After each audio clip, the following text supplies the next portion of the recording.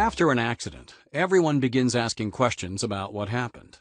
The government safety officer and police request to speak to the supervisor as they need to piece together information about the accident. Accidents don't only affect other workers, but they affect all those in the organization as well as friends and family.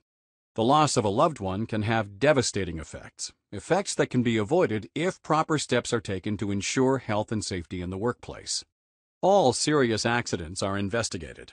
Some investigations that are conducted by health and safety officers can lead to prosecutions. It can be a difficult time for all those involved, and especially difficult for those who are unaware of their legal responsibilities and obligations. In our example, a supervisor permitted a worker to operate a piece of equipment without first inspecting it. The push to get work done pressured the supervisor to speed up the process. Many of the pre-inspection processes were increasingly ignored. The employer assumed that the supervisor was enforcing the safety procedures. As it turns out, it was discovered that under the law, everyone has some responsibility for safety. Workers are responsible for their safety and the safety of their co-workers. Supervisors and employers are responsible for the safety of their workers. All can be prosecuted and fined in the event of an accident. Regrettably, some employers, supervisors, and workers don't understand their specific legal responsibilities. Individuals and organizations can be penalized for serious or repeated violations of health and safety regulations. Situations that may pose an imminent danger to workers can lead to stop work orders. Yet, it's widely understood that all health and safety regulations only establish the minimum standards. Compliance with regulations is a good goal, but it should never be considered the final destination. An organization with a good safety system will continue to evolve its program to better manage the ever-changing work environment. Each person in an organization plays a critical role in safety, and there may be no greater role than that played by the supervisor. There are no excuses. You can say the supervisor didn't do their job. You can say the employee was careless. But in the end, the employer is directly or indirectly responsible for worker safety. In 2010, Sault Ste. Marie Police charged the owner of Millennium Crane Rentals and the crane operator with criminal negligence causing death after a municipal worker was killed while working in an excavation hole. The accident occurred on an excavation site where sewage work was being performed. The crane toppled and fell into the hole, killing the worker.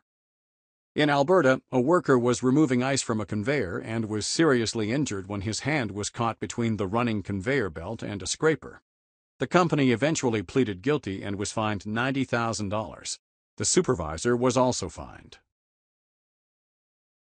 These examples stress the need for both supervisors and employers to be aware of their responsibilities. A good health and safety program starts with upper management's commitment and understanding of health and safety systems. The most successful companies in the world understand the need to prevent accidents and incidents and to implement systems that ensure the work is done right the first time. As an employer, you have tremendous responsibilities. You are expected to provide a safe workplace, report serious accidents, and ensure your people receive proper training. You must establish and enforce health and safety policies and programs. You must also act quickly to correct unsafe conditions, and first aid services must be available at all times. You are expected to support the activities of health and safety committees and to evaluate them periodically. And finally, the most important requirement of them all, you are expected to set a good example for your employees. Supervisors ensure the work standards that have been established are followed. They're often responsible for the orientation and training of new workers, and they have to ensure safe work procedures are followed. Most supervisors are required to report accidents and incidents, and they often participate in investigations. They ensure proper protective equipment is worn and regular maintenance is conducted on machines.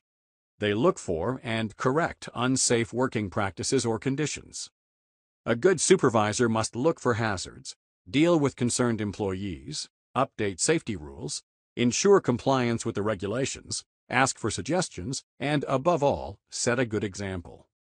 Everyone's actions on the job will have an impact on how the job is done and how it is completed.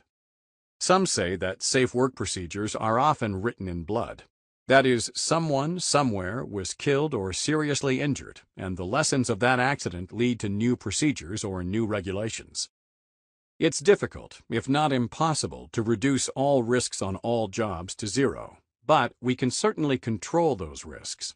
If any condition is unsafe, you have a responsibility to report the problem so they can be corrected. Workers should be encouraged to make suggestions on how to improve the safety of the workplace and to ensure their fellow workers are acting and working safely. It's the job of the supervisor to ensure workers are instructed, trained, and qualified to work safely and actually do work safely. Safety committees provide an opportunity for workers to be directly involved in the workplace's health and safety. It can foster a real ownership of the program and improve the effectiveness of the systems in place.